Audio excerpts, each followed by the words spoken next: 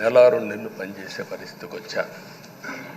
వేరే రాష్ట్రాల్లో ఉండే ప్రతి ఒక్కరూ ఇది నా బాధ్యత అనే ఉద్దేశంతో అందరూ వచ్చి ఓట్లేసే పరిస్థితికి వచ్చారు. కొన్ని సంఘటనలు చూస్తే ఆశ్చర్యం వేస్తుంది. హైదరాబాద్ నుంచి ఎన్నికల ముందు రోజున 55 ట్రైన్లు వేశారు. 55 ట్రైన్లో ఫుట్పాత్లపై నిలబడుకొని వచ్చారు. ఏసీలో ఫుల్గా, మామూలుగా ఏసీ అంటే ఒక ప్రెషర్ ఉంటుంది, ఎక్కువ మంది ఉంటే గాలి ఆడదు. అయినా కూడా లెక్క పెట్టుకోకుండా వచ్చారు. వీళ్ళందరినీ మనం పిలిస్తే రాలా, మనం ఆర్గనైజ్ చేస్తే రాలా. కానీ ప్రజలు గెలవాలి, ఈ రాష్ట్రాన్ని కాపాడుకోవాలని పిలిపించాం. ఎన్డీఏ, పవన్ కళ్యాణ్ గారు, బీజేపీ, తెలుగుదేశం ముగ్గురం కలిసి దాంతో స్పందించి పెద్ద ఎత్తున ప్రతి ఒక్కరూ మా బాధ్యతను వచ్చారు.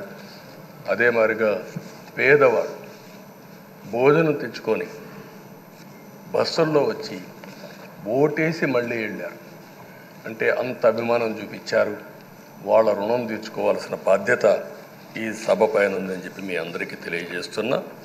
ఆ బాధ్యతని మన కళ్ళ ముందు ఎప్పుడూ కనపడవలసిన అవసరం ఉంది. ఈరోజు రాష్ట్రం విధ్వంసమైన రాష్ట్రాన్ని మళ్ళీ గాడిన పెట్టాలి. మంత్రులందరం ప్రమాణ స్వీకారం చేశాం, పవన్ కళ్యాణ్ గారు అందరం కూడా చేశాం. కానీ ఈరోజు ఒక్కసారి ఆలోచిస్తే ఎక్కడున్నామో తెలియని పరిస్థితి, ఎంత అప్పు ఉందో తెలియని పరిస్థితి, చాలా సమస్యలు ఉన్నాయి. అయితే ప్రజలు మంచి ఎమ్మెల్యేలు ఎన్నుకున్నారు. నేను కానీ, పవన్ కళ్యాణ్ గారు కానీ, బీజేపీ కానీ, అగ్రనాయకత్వం అందరం కూడా, నరేంద్ర మోడీ గారితో సహా ఇంకొక పక్క అమిత్ షా గారు అందరం కూడా మీటింగ్లు పెట్టినప్పుడు చాలా స్పష్టంగా హామీలు ఇచ్చాం. అవి నమ్మారు, మనలందరినీ ఎంపిక చేసుకున్నారు.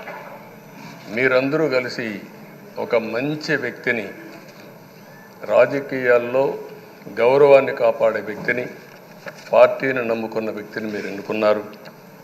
ఈరోజు మనందరం కూడా గుర్తుపెట్టుకోవాల్సింది, ఇక్కడికి వచ్చినప్పుడు అవతల పార్టీ వాళ్ళు మనం ఎగతాళి చేయాల్సిన అవసరం లేదు. ప్రజలు పనిష్మెంట్ ఇచ్చారు. ఇదే హౌస్లో నేను చూశాను. 23 సీట్లు మాకు వచ్చాయి. నేను బాధపడ్డాం. కానీ ప్రజాస్వామ్యాన్ని గౌరవించాలనే ఉద్దేశంతో ప్రజాస్వామ్యుతంగా పనిచేశాం. 23వ తారీఖు ఎన్నికల రిజల్ట్స్ వస్తే దాన్ని వక్రీకరించి 23వ తారీఖున దేవుడు రాసిన స్క్రిప్ట్ ఇది, మీకు 23 సీట్లు వచ్చాయని మాట్లాడారు.